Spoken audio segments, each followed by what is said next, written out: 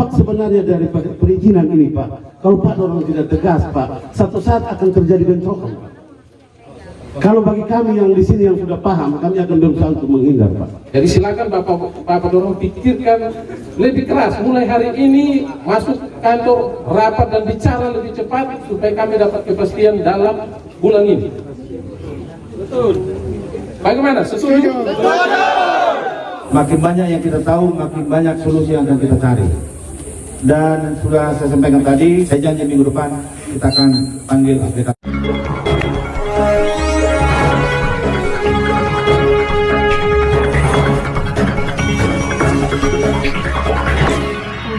Sebanyak kurang lebih 140 driver Maxim di Kota Kupang yang tergabung dalam Koperasi Jasa Pemurah Kompak Driver menggelar aksi unjuk rasa di kantor Dinas Perhubungan Provinsi Nusa Tenggara Timur pada hari Kamis 13 November 2024. Kedatangan para driver Maxim di tempat tersebut karena merasa dirugikan sebab saat ini masih banyak driver di Kota Kupang beroperasi tanpa memiliki izin. Oleh sebab itu, mereka meminta kepada Dinas Perhubungan Provinsi Nusa Tenggara Timur segera melakukan penertiban terhadap driver ilegal. Pantauan media ini, kedatangan driver Maxim diterima langsung PRT Dinas Perhubungan Nusa Tenggara Timur Mahdin Sibarani. Selengkapnya, simak liputan kami berikut ini. Selamat pagi Pak Firdi. Selamat pagi Bapak. Pada pagi hari ini kita sedang berada di halaman kantor Dinas Perhubungan Provinsi Nusa Tenggara Timur. Seperti terlihat pada saat ini banyak driver Maxim melakukan aksi di depan kantor Perhubungan Provinsi Nusa Tenggara Timur. Bapak sebagai itu bisa menjelaskan maksud daripada aksi pada pagi hari ini? Jadi sesuai Permen Hub 118 tahun 2018 itu bahwa setiap kendaraan yang beroperasi di jalan, kendaraan online itu diwajibkan memiliki izin. Izin itu yang pertama itu ada yang ASK, angkutan sewa khusus, layaknya sama seperti angkutan kota, ada angkot, angkutan antar penumpang dalam kota, dalam provinsi dan sebagainya. Nah, dari amanat undang-undang itulah makanya kami yang hadir semua di sini yang saat ini Bapak sedang lihat sebagai pegang kartu ungu ini, inilah izin yang kami ikuti sesuai dengan peraturan Menteri Perhubungan 8. Nah, sudah 1 tahun ini dan ini sudah mati kartunya ini. Kami mau urus baru, tetapi kami harus datang mempertanyakan ke Disub dulu. Karena di luar kami baru 140-an, sementara di luar kami ini yang beroperasi tanpa izin masih banyak. Kami ingin memperpanjang, tapi kami minta kejelasan, ketegasan dulu. Supaya kalau memang tidak bisa mengendalikan yang ilegal, biar potong sama-sama ilegal. Itu salah satu tujuan. Dan kalau yang kedua itu adalah karena kotong ini legal, kotong melihat bahwa harga dari aplikasi ini makin hari semakin menurun. Kemudian ada beban biaya tambahan yang harus kotong pikul, sama seperti di Maxim. Kotong punya mobil ini ditempeli stiker, tapi kotong harus membayar. Kita punya kendaraan ini milik kita. Kita untuk mentempel stiker kita harus bayar mereka untuk mempromosikan produk mereka. Bagi kami ini kalau dibiarkan ini sudah perbudakan Pak. Karena kendaraan ini milik kita Pak. Harusnya kami yang dibayar. Kami tidak harus mengeluarkan ongkos karena kami membantu mempromosikan dia punya stiker itu. Tiap hari kami jalan ini, tiap hari keliling ini mempikul bawa dia punya barang. Terus ketika untuk sampai ke sana kami harus bayar Pak. Bapak kalau boleh tahu terkait dengan taksi ilegal, dampak terhadap Maxim seperti apa? Ya kami merasa bahwa pendapatan kami menurun. Karena Bapak tahu toh, kita tidak diprioritaskan. Karena kita yang baik yang legal maupun yang ilegal sama saja. Sama saja pendapatannya, sama saja maksudnya sama saja mengambil order yang sama Pak. Terus ini fungsinya untuk apa? Jadi mungkin nanti sebentar bisa kita lanjut. Kita masih menunggu lengkap semua. Pertanyaan terakhir Pak, ya. Harapan terhadap perhubungan seperti apa nih? Ya, harapannya aturan Pak.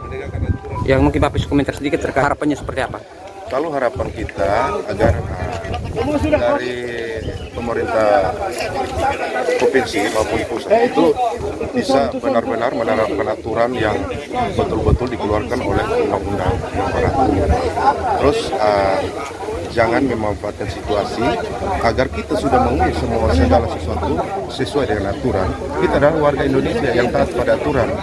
Tapi ketika kalau kita sudah taat pada aturan baru, pemerintah tidak menanggapi hal tersebut, Itu pertanyaan saya kepada pemerintah, ada apa di balik ini? Terima kasih kakak. Bisa pun nama lengkap kakak. Oh baik, nama saya Fritz Lomtan. Sebagai apa? Saya sebagai pengurus, saya pengurus koperasi, saya bendahara. Tadi bapak sahabat yang sama, bapak saya yang tadi.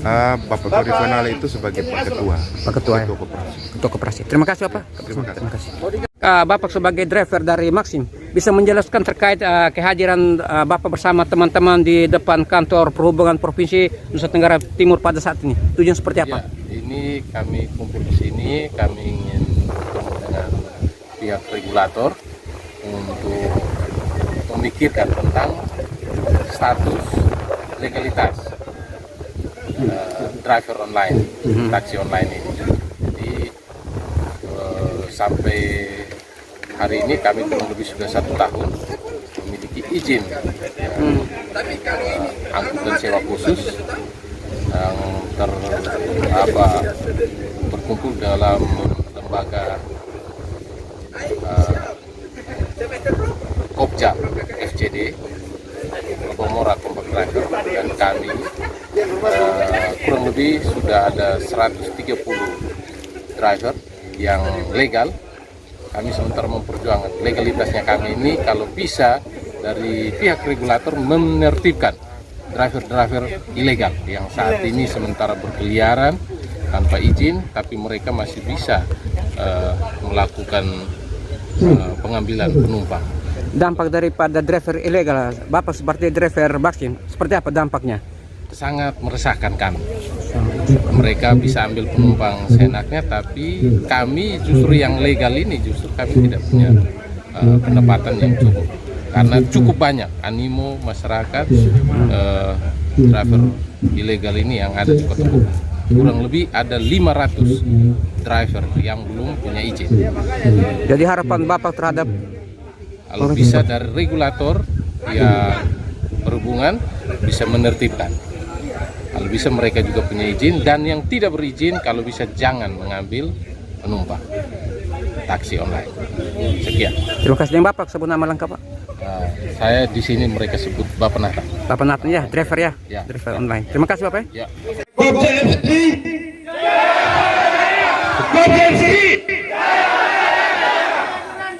Baik, terima kasih yang kami hormati Bapak Pejabat Kepala Dinas Perhubungan.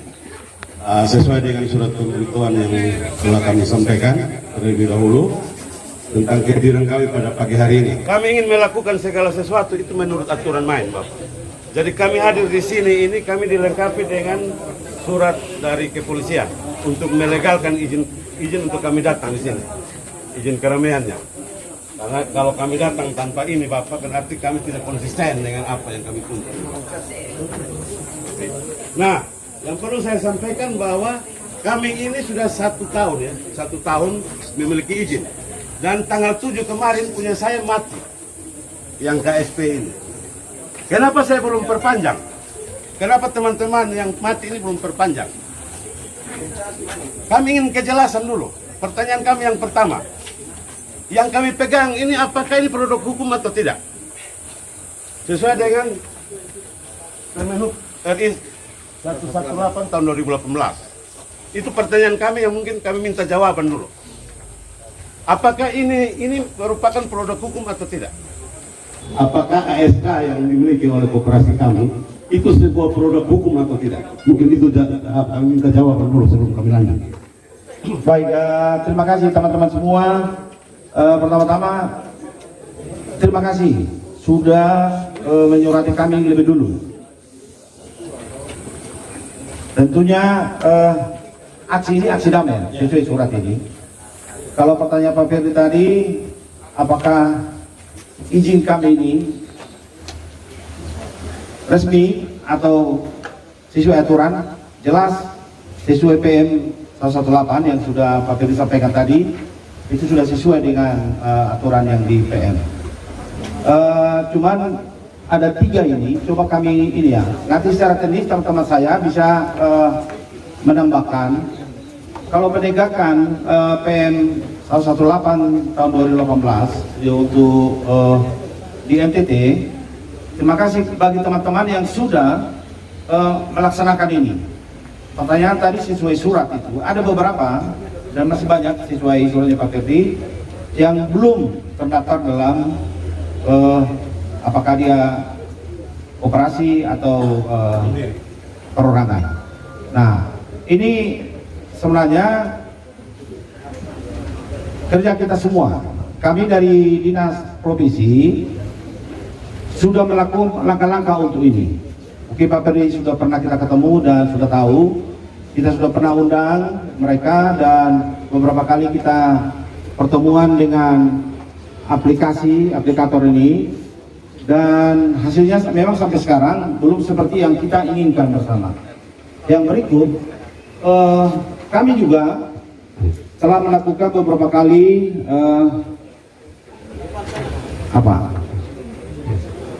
pengawasan di lapangan.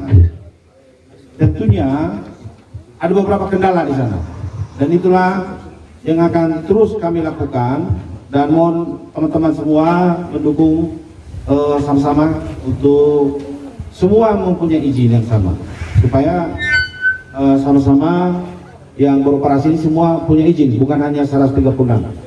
Dan untuk 4 aplikator yang ada di NTT, kalaupun 3 memblokir aplikasi ini, mungkin nanti pas aksi damai yang kedua di pokoknya, karena kaitan dengan aplikasi ada di pokok, biarpun izinnya dari kementerian, nanti teman-teman bisa tanya di sana. Kemudian yang nomor 2, mengenai peraturan gubernur tentang tarif. Kalau tarif yang berlaku sekarang kan pasti sesuai dengan SK Dirjen Perhubungan Darat. Nah, kaitannya dengan peraturan gubernur, kalaupun kita buat peraturan gubernur, memang kita sudah diskusikan ini dan akan kita proses. Nanti mengenai tarifnya tidak bisa kita lari dari SK Dirjen itu, nanti akan tetap sama. Kalaupun teman-teman ada berpikir kenapa kok tinggi, mungkin ya, itu kan bukan kewenangan kami di Dinas Perhubungan. Aplikatornya sendiri yang punya kewenangan menaikkan ataupun menurunkan itu.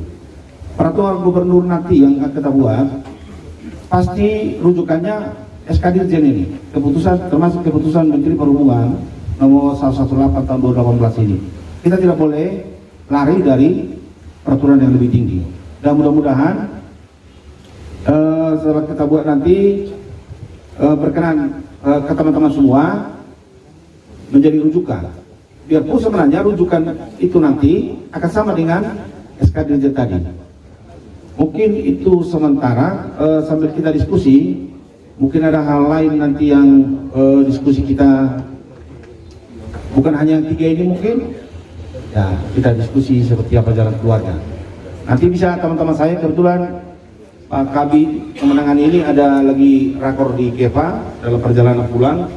Ada di sini teman-teman saya, Kepala UPT, ada Pak Sekretaris, dan beberapa kepala seksi yang bisa nanti menambahkan,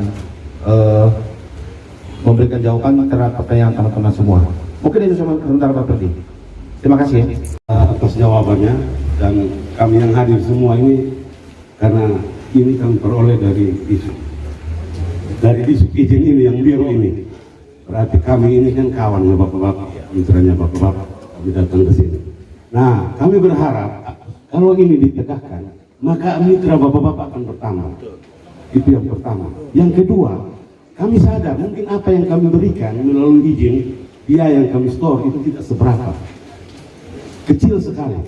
Tapi kami berharap kami juga punya kontribusi terhadap daerah ini lewat izin itu berupa PAD.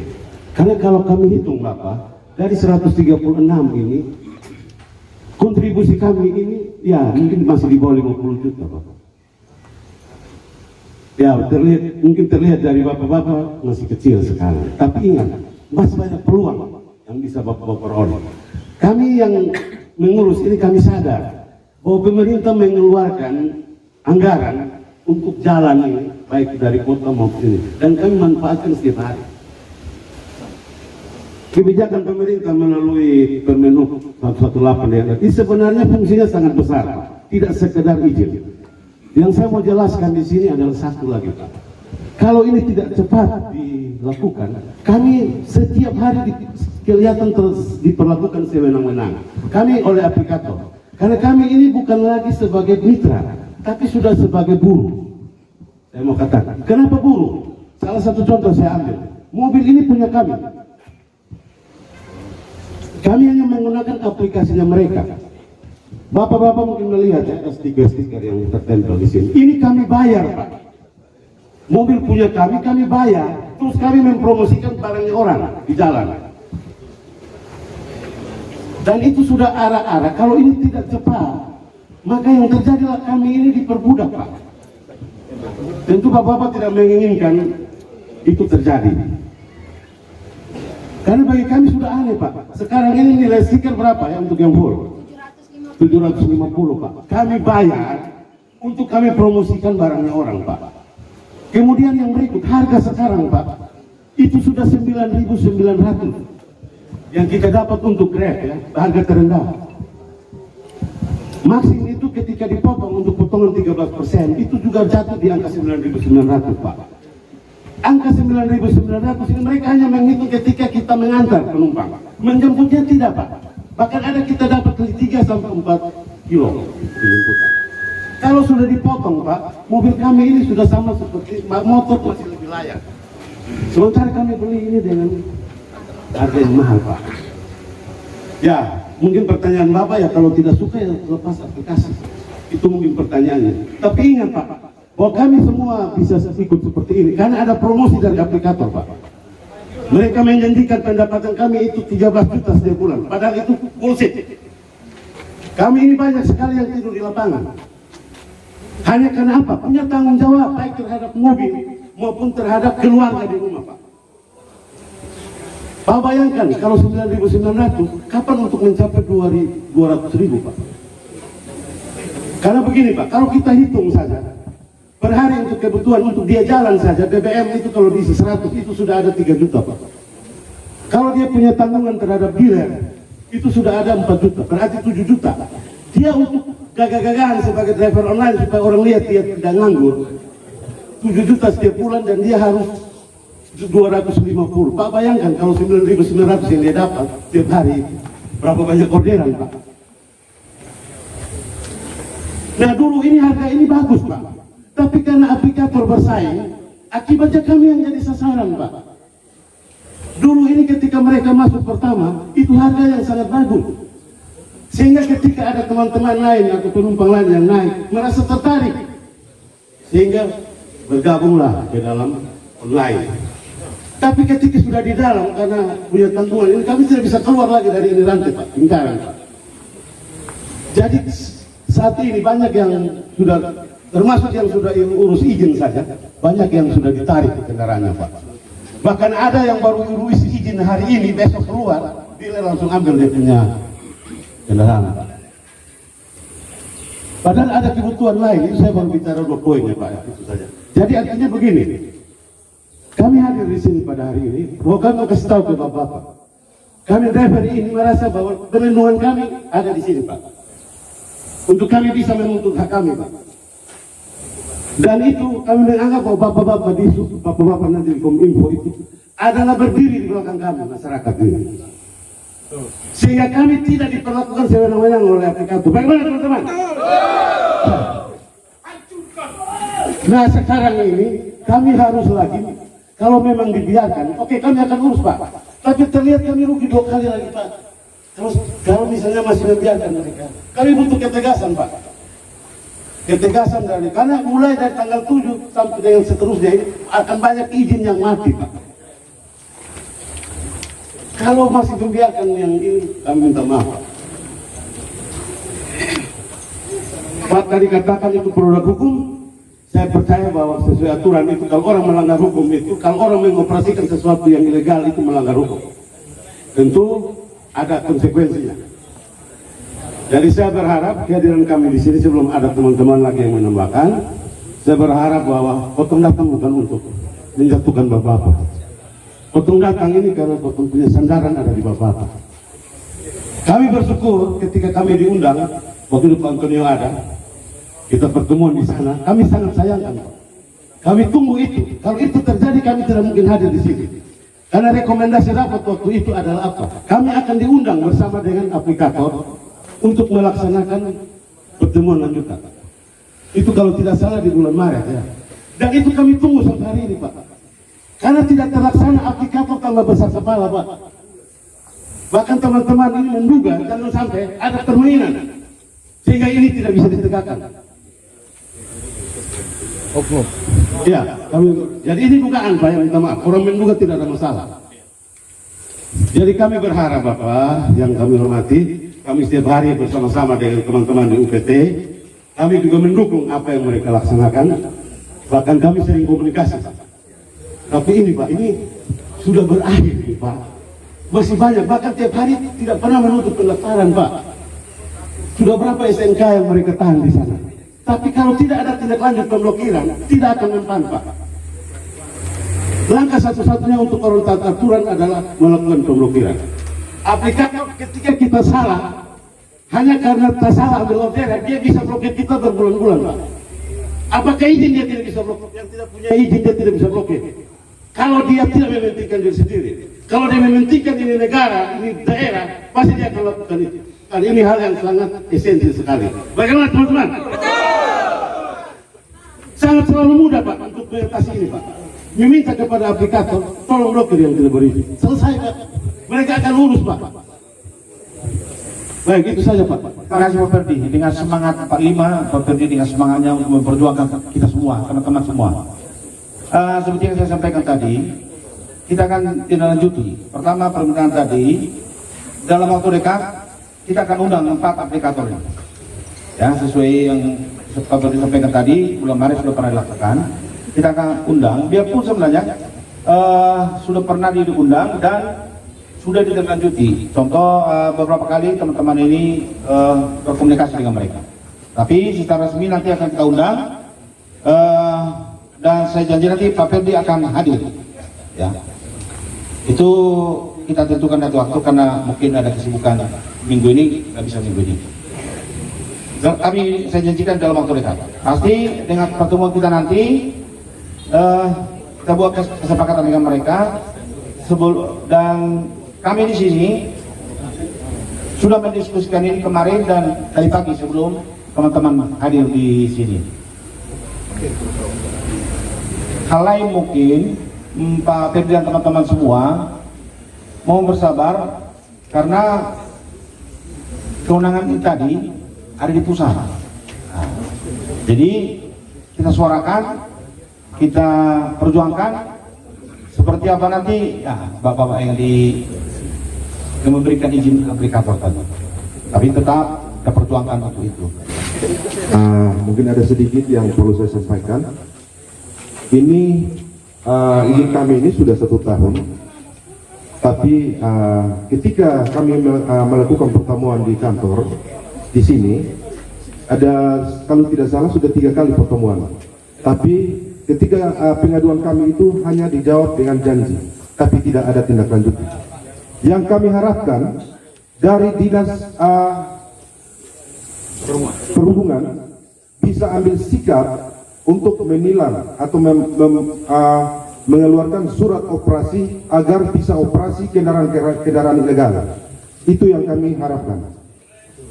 Jika tidak mengambil tindakan tersebut, maka dari pihak aplikator itu dia akan angkat kepala. Dalam aturan pemerintah, stiker-stiker maxim itu tidak layak untuk dipasang di kendaraan. Itu aturan jelas. Aturan lalu lintas, bahkan aturan Kapolri itu juga ada. Stiker-stiker yang full stiker seperti ini sudah melanggar. Kami minta agar dari pemerintah terkait bisa ambil sikap.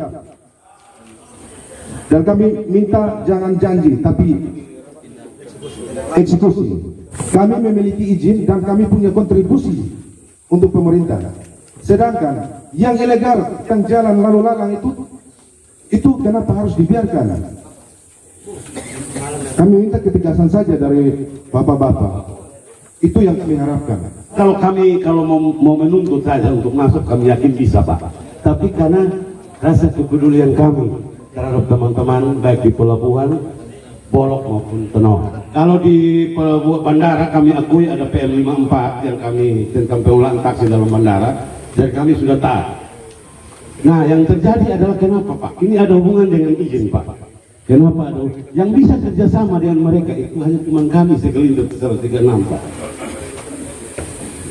Nah, karena dibatasi kemarin, kami ikut Pak. Cuma berapa unit saja yang parkir di situ. Tetapi karena mereka melihat kehadiran kami yang punya izin ini, banyak kami tidak juga bisa melarang teman-teman di luar kami untuk ikut parkir. Travel juga datang ikut parkir di situ. Akibatnya apa yang terjadi? Karena parkir kiri kanan lalu lintas macet. Tetapi kalau semua dibuat legal Pak, kami mengatur itu untuk mencegah supaya tidak terjadi konflik itu akan sangat gampang Pak, menurut kami. Jadi dampak sebenarnya daripada perizinan ini Pak, kalau Pak orang tidak tegas Pak, satu saat akan terjadi bentrokan Pak. Kalau bagi kami yang di sini yang sudah paham, kami akan berusaha untuk menghindar Pak. Karena begini Pak, yang kedua kami ini penyedia jasa layanan Pak. Orang yang turun dari dalam atas kapal ini tidak semuanya memiliki uang Pak. Dia harus mengakses harga yang sangat besar. Dan itu kami sudah diskusikan dengan teman-teman Pelabuhan Tenoh dan Bolok. Jadi mereka juga tidak melarang untuk membatasi penumpang untuk mengorder maksim. Tetapi yang terjadi sekarang ketika beberapa minggu lalu ya, 2 minggu lalu, tiba-tiba sudah ada larangan parkiran di situ Pak. Padahal kami ini sudah ikut aturan mereka. Kasihan Pak, itu masyarakat yang turun dari kapal itu rata-rata ekonomi menengah ke bawah Pak. Saya pernah menolong 2 mahasiswa Pak. Pernah terjadi kejadian Pak. Itu karena apa? Mereka ketika order masuk menangis Pak. Pak, saya hanya punya 100.000 sesuai aplikasi untuk sampai di Pentui Timur. Tapi mereka menuntut kami harus bayar 200.000 Pak. Saya nekat, karena itu saya nekat. Saya pergi dan saya diserang. Padahal saya sudah berada di luar Pak. Dan saya bilang, oke teman-teman, silakan ambil ini penumpang. Tapi saya minta teman-teman bayarlah, terimalah sesuai dengan kemampuan mereka. Karena ini saya datang ini bukan karena apa, tapi karena mereka menangis Pak. Mereka menangis karena sudah tidak punya uang lagi Pak. Mereka sudah jalan ke atas, di luar, tapi masih diikuti, masih diperlakukan lagi seperti itu di luar area pelabuhan. Seperti itu Pak. Nah sekarang lagi kita ambil ini Bapak, penumpang pikul tas harus jalan sampai di Gua Monyet kalau tidak salah ya. Terlalu jauh Pak. Masyarakat dihukum Pak. Ilegal mengatur legal. Masyarakat dihukum Pak, kasihan Pak. Jadi sebenarnya itu kami juga tidak ingin menjatuhkan mereka di sana. Bagi mereka, kami itu teman-teman kami yang sama-sama cari jalan. Tetapi wajarlah. Nah, kami berharap hal-hal itu bisa diperhatikan jika ini ditegakkan. Bisa ada pengendaliannya. Karena Pak bisa mengontrol aplikasi, bisa mengontrol kami juga Pak. Nah kalau sekarang orang liar, ini kita mau kontrol ke mana Bapak? Nanti ada masalah orang mau pukul dulu, baru kita urus. Tapi sudah terjadi Pak. Bapak orang pikirkan. Batas di bulan November ini kami mendapatkan kepastian. Kami tidak mau kompromi lagi. Karena sudah cukup lama kami diskusi. 1 tahun. Berulang-ulang kita bicara hanya nanti. Kami tidak suka dengan janji-janji palsu. Ada realisasi langsung. Setuju? Di Maluku bisa ambil tindak tegas memblokir semua aplikasi yang ada. Bapak-bapak silakan cek. Itu terjadi. Kenapa di NTT tidak bisa? Lakukan itu untuk kepentingan masyarakat umum. Saya yakin semua yang ada di Kota Kupang, terlebih yang tidak punya kendaraan, mereka punya semangat untuk mengorder taksi online. Mungkin bapak-bapak, mama-mama juga semua sama. Bapak sudah di kantor, mama masih di rumah. Mama, saya order Maxim saja. Tapi yang jalan ini, yang antar ini, aplikasi mendapatkan komisi. Mama-mama senang karena duduk di mobil yang cukup nyaman, sekalipun masih di kredit. Tapi supirnya menangis. Kami pulang rumah, istri balik buka, pasang belakang, kan tidak bawa uang.